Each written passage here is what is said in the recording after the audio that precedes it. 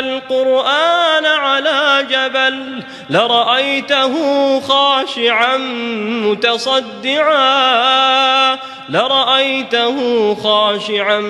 متصدعا من خشية الله وتلك الأمثال نضربها للناس لعلهم يتفكرون.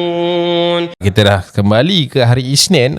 Macam yang dah tengok movie pula video kita last week, kita bersama dengan Safwan Nazri. So this one kembalilah saya berseorangan diri. Okay, kita nak cerita dengan korang hari ni pasal dia ada kaitan dengan laut lah. Laut, nelayan, apa-apa je lah yang berkaitan dengan laut.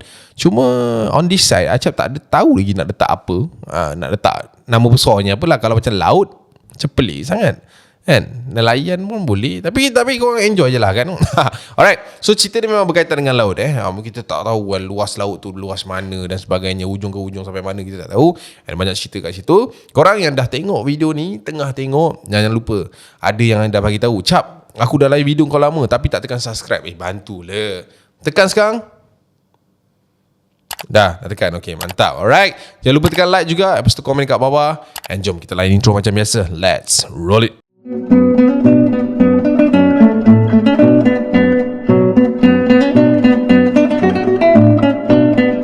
Okay guys, cerita yang pertama ni berkaitan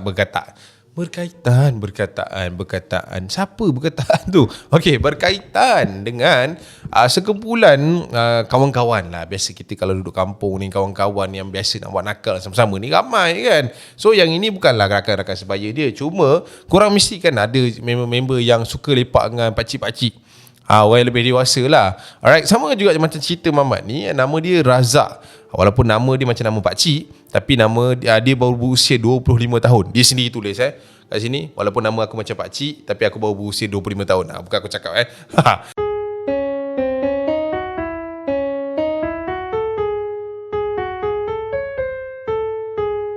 So dia kata dia ni memang suka lepak dengan satu kumpulan nelayan ni. Memang kumpulan nelayan ni dekat tempat dia memang tak asing lah. So dia ni suka duduk dengan ada 3 orang pakcik ni. Dia kata seorang tu nama dia Malik, Adnan dengan Cik Kamal. Ada 3 orang ni. Tapi diorang ni tak adalah pakcik sangat bagi dia. Cuma just diorang ni dah 40 lebih lah. So diorang panggil dia still panggil orang ni abang lah. Okay, nak jadikan cerita, Cap, aku satu hari tu 3 orang brother ni, diorang ni nak pergi Phuket. So dia kata waktu tu dia ajak aku sekali, Jap, mai ya, join sekali, kita orang ni nak pergi lagi ni, lepas maghrib ni nak pergi ni. Bang, aku nak pergi tengah-tengah tu, takut aku ni. Apa nak takut kan, bukan kau pergi seorang-seorang, ada ni kita orang 3 orang pergi sekali. Ya bang, tak ada apa ke bang? Tak ada apa lah, kau duduk dengan kita orang ni atas bot ni, apa kau nak takut? Okay. Kalau macam tu lepas maghrib kita tunggu sini lah, boleh? Boleh, nanti aku datang ambil kau, kata Cik Kamal waktu tu. So si Razak ni, si Ajak ni, dia kata dia balik apa semua. Aku pun balik, Cap, mandi apa semua. Lepas maghrib, lepas je semayang maghrib, aku pun keluar, bawa motor aku, pam, jumpalah pakcik ni dekat satu tempat ni. So aku kata dengan diorang, habis kita ni nak gerak pergi sana, naik botnya mana, kata macam tu kan. Yang itu kau kena naik kereta aku lah, sebab diorang letak bot dekat satu macam apa, dia ada satu pot tau. Dia satu pot macam lembah kot, lembah yang panggil, macam adalah pinggir sungai tu, dia letak bot dekat situ tu. Memang nak pergi sana, memang ada satu perjalanan, which is diorang macam motor tu tak situ, dan semua naik kereta keluar daripada kawasan tu untuk pergi ke kawasan bot tu. So aku macam okey lah, ikut je lah kan, abang-abang ni dah tahu kan. So sampai je dekat bot tu, pun duduk, kita orang pun duduk, and then start bunyi bot macam tu ke? Boleh lah tu kan, macam tu. Lepas tu sampailah ke kawasan tengah tu. Aku pun tanya Cap waktu tu, Bang Malik, nak tanya ni, malam-malam macam ni, kalau mancing ke apa, tak ada benda kacau ke? Kau ni mulut lah guys, ni tengah-tengah ni mulut masin, jangan cakap bukan-bukan. Sekejap lagi kan macam-macam jadi kan. Tak adalah tanya je. Lepas tu dia orang macam dah tak payah. Dia orang macam tak nak indahkan aku waktu tu. So aku pun duduk je lah kat tepi sambil aku tengok dia orang ni. Tengah ada yang tengah menebor, ada yang tengah tarik bukat, and aku ada nampak jugalah beberapa bot lain yang lalu depan kita orang, and then dia orang tegur, bang, oi. Macam tu lah kan lebih kurang. Tapi cap, keadaan malam tu tak ada pun nampak macam sunyi ke, menakutkan ke, ada bunyi ke apa ke, tak ada.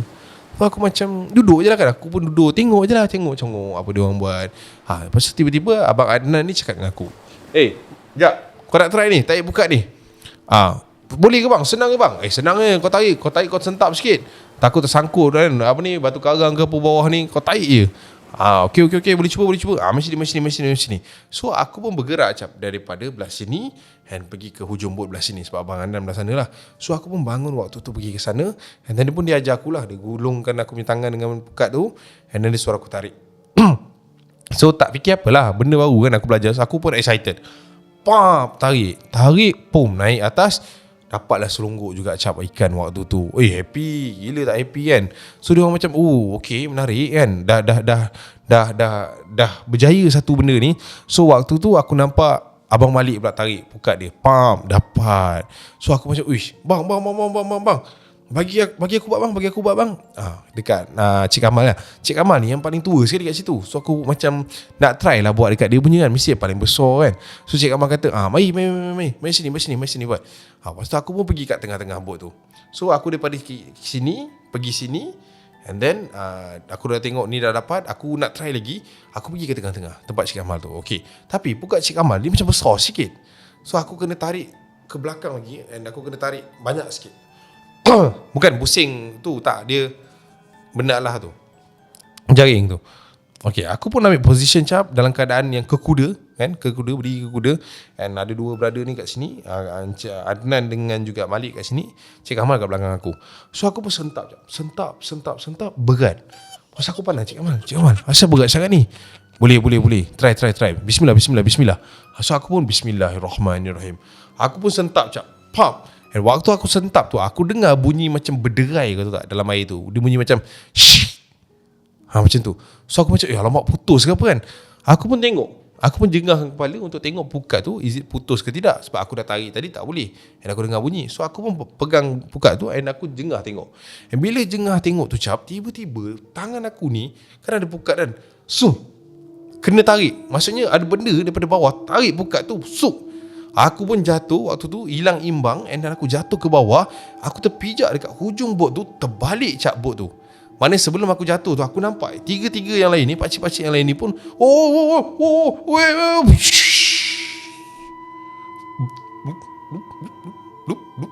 tiga-tiga lah jatuh sekali. Aku nampak waktu tu semua empat-empat lah termasuk aku kan. Aku jatuh sekali, bot tu dah terbalik, and then waktu tu aku terjatuh ke dalam cap. Tangan aku ni masih lagi ditarik untuk masuk ke bawah tau. Aku pun tak tahu benda yang tarik, tapi aku rasa benda tu macam kuat gila untuk tarik aku ke dalam. Dan waktu tu aku tak tahulah apa reaction aku, mungkin spontan ke. Aku cuba sentap pukat tu, and then benda tu terlepas daripada tangan aku, and aku nampak cap dekat tangan aku ni ada darah yang keluar kat dalam air tu.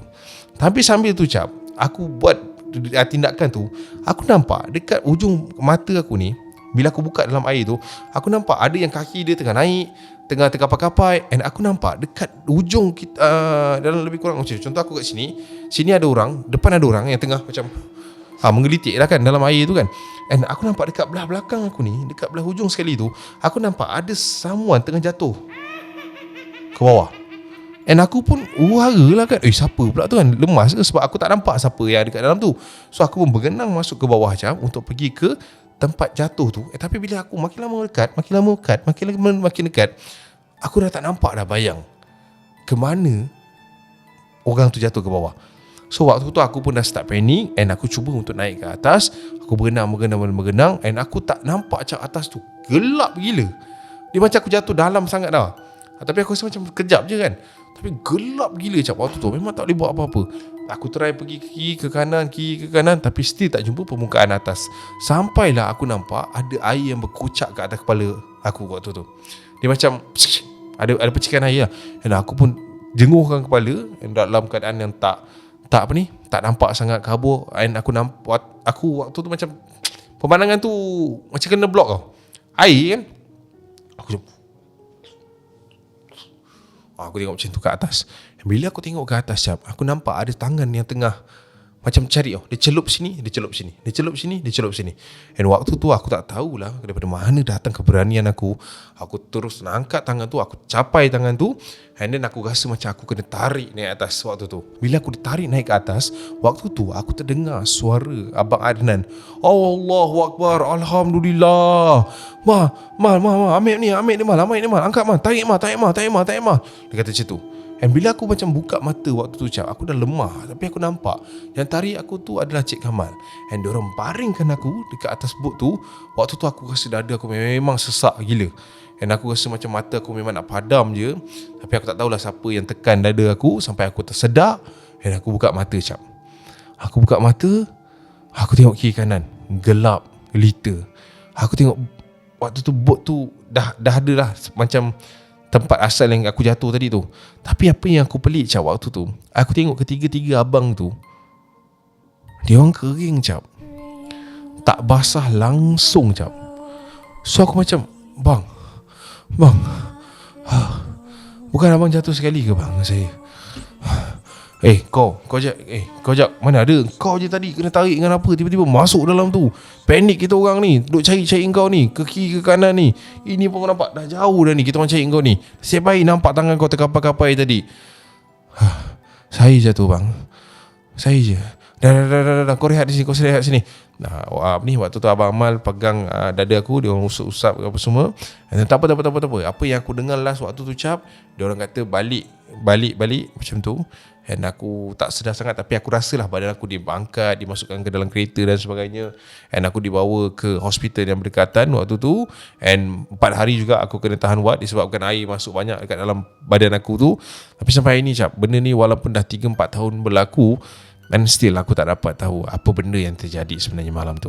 So itulah dia kongsian daripada Razak ataupun Ajak kepada kita.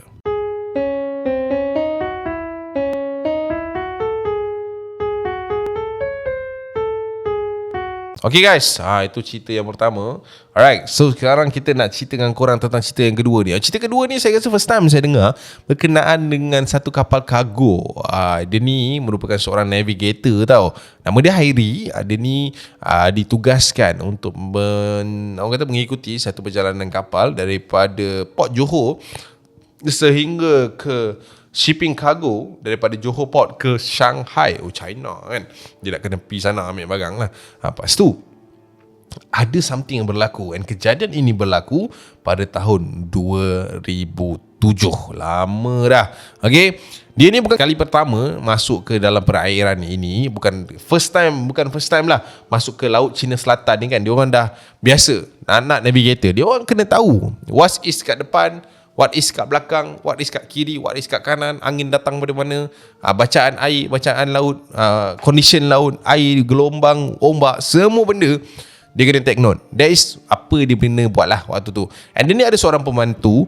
Pembantu dia namanya Umar. Okay, dia orang ni berdua lah biasanya akan report each other what happening on that scene.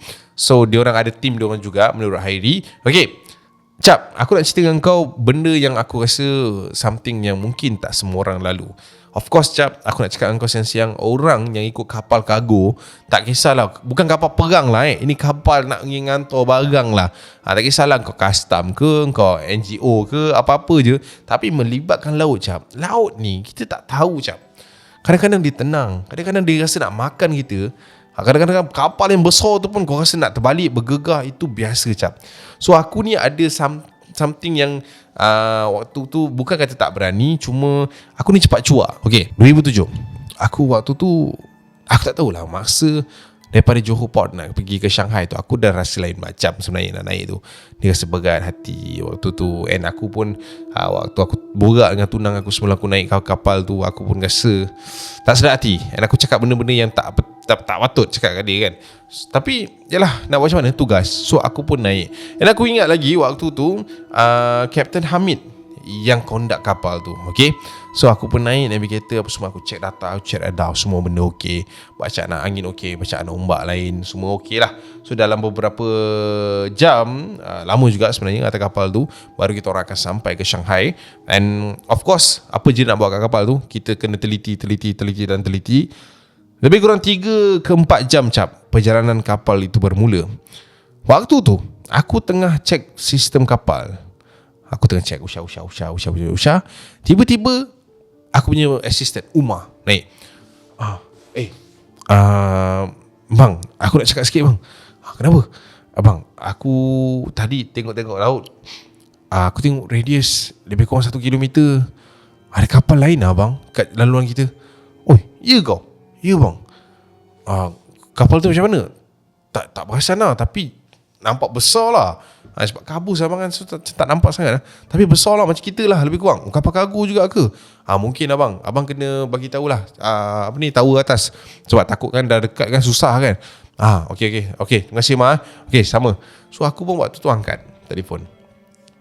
Hello, this is EEVE 1197. A1 reported. Itu bahasa dia lah. Maksudnya dia bagi tahu yang dekat depan tu ada kapal lain yang sedang lalu. So aku waktu tu bila aku dah buat report, diorang suruh aku tunggu sekejap, and then diorang check koordinat tu. Menurut diorang, no obstacles, go macam mana? Tak ada halangan lah, jalan terus. Macam tu lah ayat dia. No obstacles, straight forward. Bukan. Just straight, macam tu lah lebih kurang. So aku macam, tak ada. Dah Umar ni main-main pula dengan aku kan waktu tu. So aku pun macam, yelah, lantak kau lah Umar, mungkin kau dah saja-saja nak bergurau kan. So aku pun lepak santai apa semua, sambil lah check. And dalam peta radar tu memang tak ada apa-apa.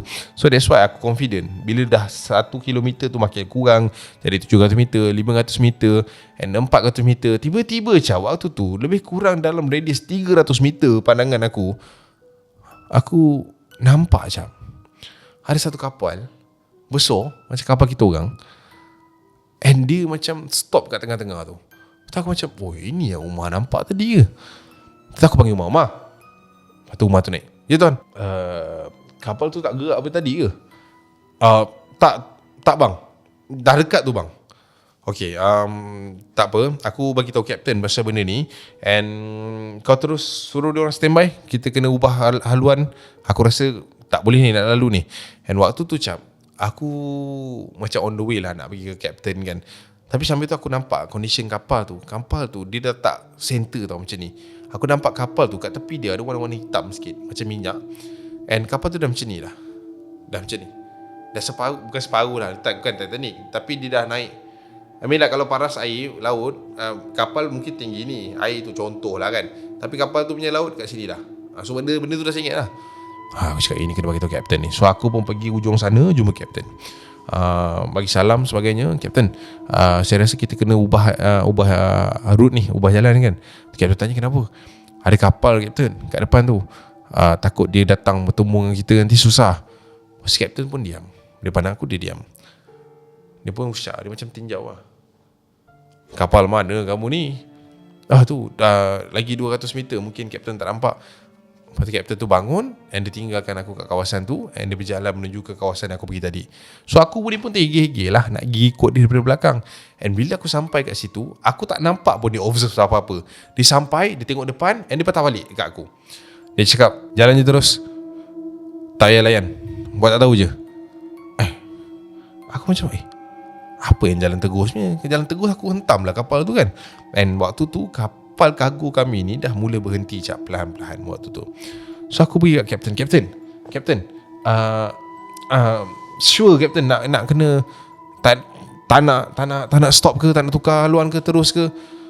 Yes, sure, jalan je macam biasa, awak relax je.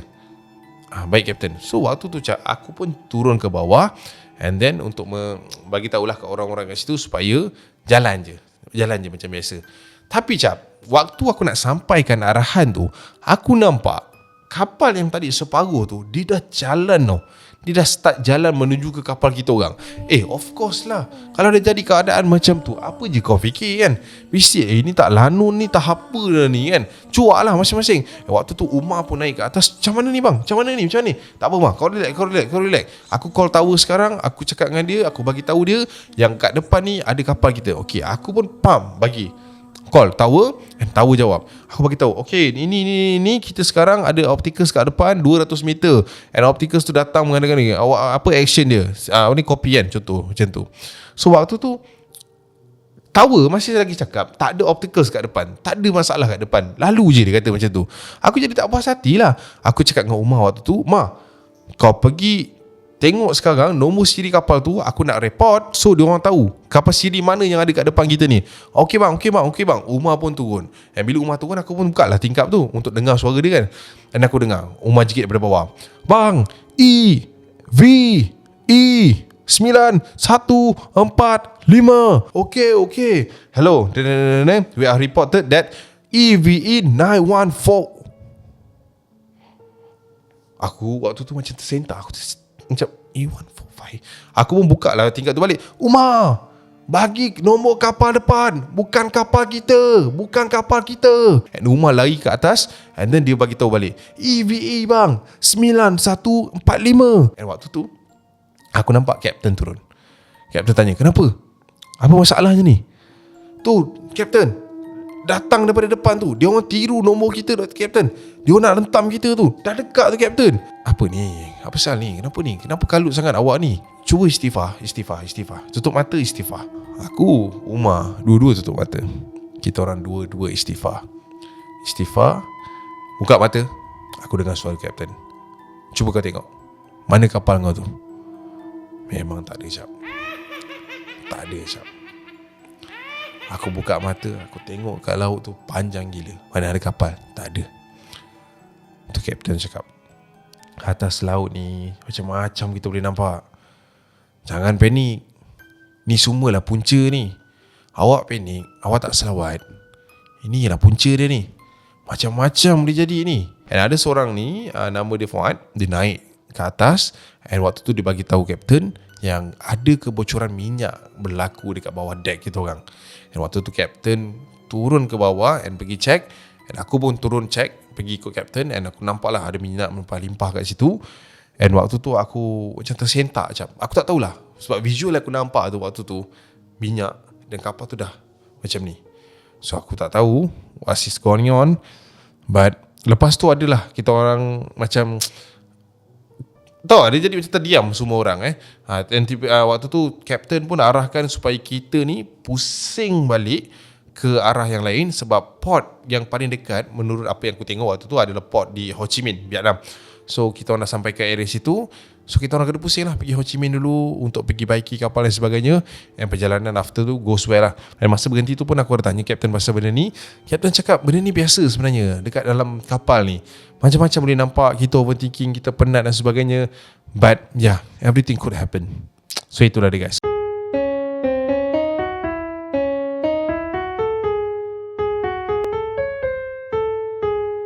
Kita nak cerita tentang cerita yang ketiga ni pasal ada seorang awal ni lah.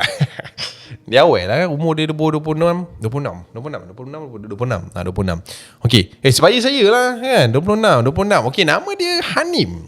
Hanim ni dikisahkan dia adalah berkaitan dengan laut juga, which is waktu ni dia kata dia tengah healing. Dia baru saja putus cinta.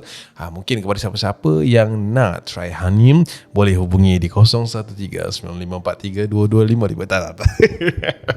Try kan. Mana tahu ada producer radio tengok kan. Tak adalah gurau. Okey, cerita pasal Hanim ni kata ada satu hari ni dia ni memang tengah bersedih, berduka. And of course lah guys, bila kita ni perlukan, orang kata, masa untuk bersendirian, di manakah tempat yang paling kita pilih? Which is PD, Port Dickson, and tepi laut dan sebagainya.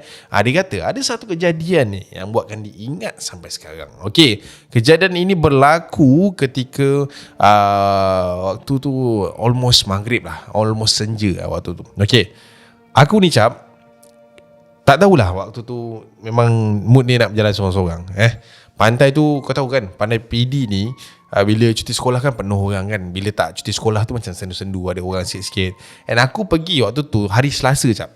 And nak senja adalah beberapa orang yang ada kat situ yang berjalan juga dengan couple dia orang, and abang-abang yang bekerja kat situ dan sebagainya.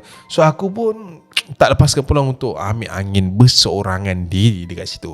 Disebabkan aku memang kerja area di situ, so baru ada masa lah nak healing myself kat situ. So aku pun jalan lah, jalan. And ada satu ketika waktu tu dah 6.45 macam tu, aku dah nampak dah langit tu dah makin gelap kan. Orang kata awan tu dah makin mendung, matahari makin tenggelam, seperti tenggelamnya rasa cinta aku pada dia waktu tu. Okay, alright. So aku pun jalan lah macam biasa, and aku nampak dekat pantai tu orang makin lama makin kurang. And aku dah macam okay lah, it's time to me untuk naik juga, sebab nanti dah maghrib kan, kita tak tahu kan laut ni dan sebagainya. Aku pun jalan sampai depan jap, ada satu kawasan tu, seingat akulah, aku ternampak ada seorang budak lingkungan 5-6 tahun macam tu, tengah cangkung menghadap laut, and tengah punggah pasir. Waktu tu punggah, dia macam duk punggah pasir. So aku pun macam budak ni duk punggah-punggah pasir pula kan, nak maghrib ni, tak takut ke duduk tepi laut ni? And aku pun toleh ke kiri, aku tengok tak ada parents pun kat area situ. So aku expect budak ni mungkin bapak dia ke mak dia bekerja dekat atas tu kan. So aku macam okay lah, buat tak tahu lah. So aku jalan sikit lagi jap.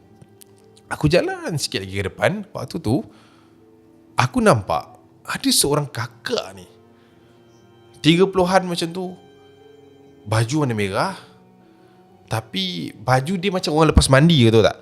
Maksudnya orang lepas mandi, dia naik ke pantai tu kan, macam basah kan, tapi nampak melekat-lekat kan baju tu dengan kulit tu kan.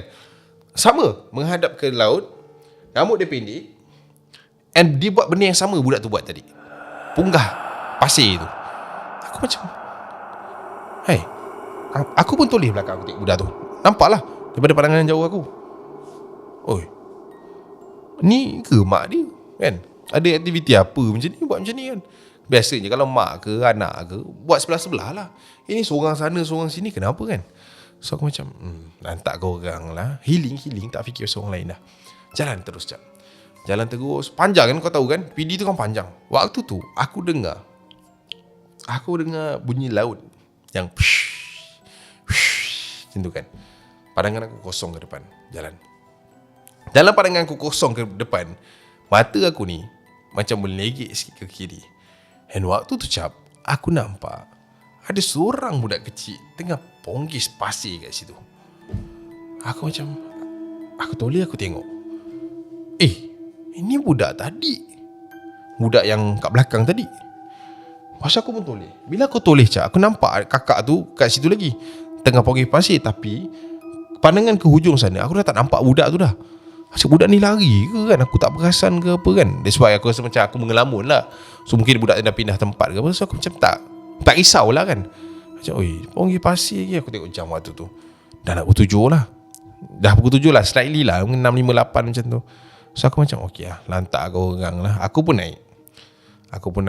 Lepas tu kat tepi tu ada gerai air kelapa cap waktu tu. Aku ingat lagi. Aku pun pergi kat abang tu, bang, air kelapa satu bang. Okay, baik. Dan aku pun waktu tu masih lagi matanya pandang ke arah laut. Dan aku nampak lagi lah aktiviti anak beranak ni yang tengah ponggis pasir ni. Dan aku terdetik nak tanya abang ni, bang, tu anak beranak tu daripada mana bang? Duk kuik-kuik pasir kat situ, kenapa bang? So abang tu macam pandang kat laut tu, and then dia buat kerja dia. Lepas tu dia bagi aku air. Dia cakap macam ni, biasa lah tu tempat dia. Time-time macam ni pun masa dia nak bermain. Tak payah kacau lah. So aku macam, macam tu kita buat hal kita je, dia buat hal dia. Yalah. So aku macam, yalah, why bother lah kan, bayar. Dan aku pun duduk kat satu kursi batu tu, sambil tengok laut, nak tengok sunset. Duduk situ. Aku tengok waktu tu pukul 7, sunset dah tak ada dah. Dia dah mula gelap lah, tapi nampak lah cahaya yang cantik tu kan kat situ. So aku pun duduk usah, sambil mata aku tertumpu sekali lagi kepada dua beranak yang tak habis-habis ponggis pasir tu. Masih lagi cap dia orang tengah ponggis pasir tu.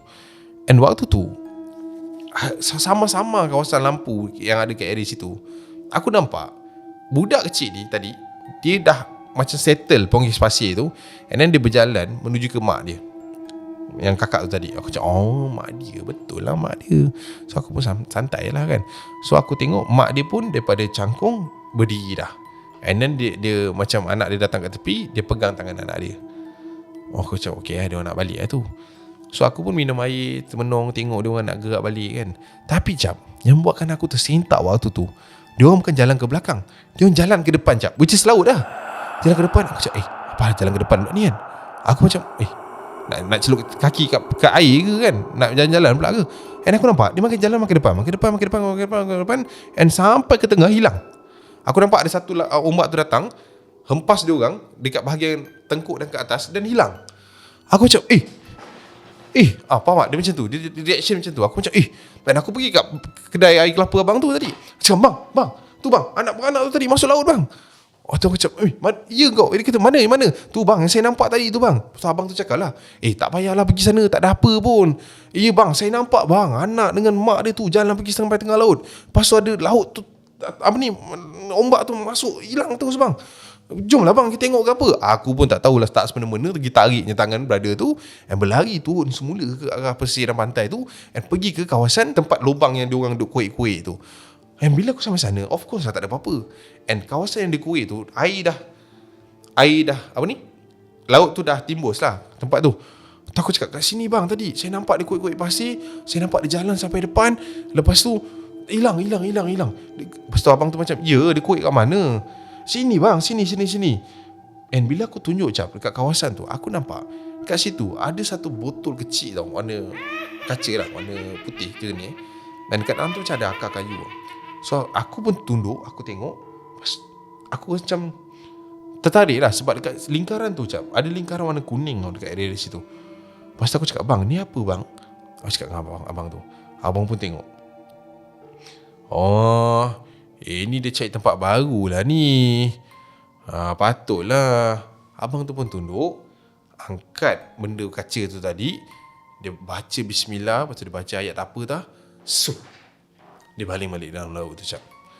So aku jadi macam, dah, jom naik, abang tu kata. So aku pun naik dengan abang tu sampai atas.